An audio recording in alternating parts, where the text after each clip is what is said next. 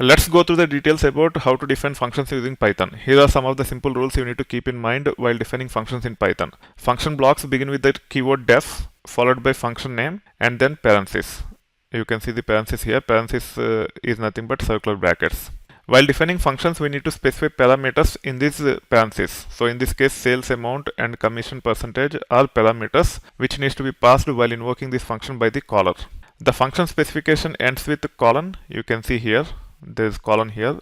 This ends the function specification. And then finally, we should have a return statement to complete the function logic. It typically exits from the function and goes back to the caller.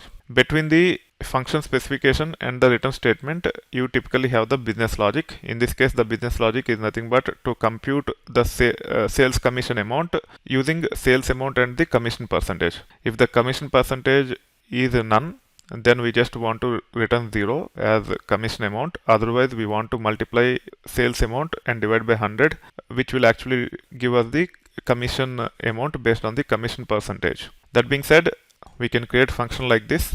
The body of the function primarily have the logic to compute the commission amount. This is a ternary operator in Python. You just have to have the value for the true condition, then if, then condition, then else, then the value for the false condition. In this case, if commission percentage is not none, then it will execute this. Otherwise, it will just return 0. As the function is created, if you want to see the details about the function, you can just give the function name like this, and it will give some details about the function. You can see the function spec here.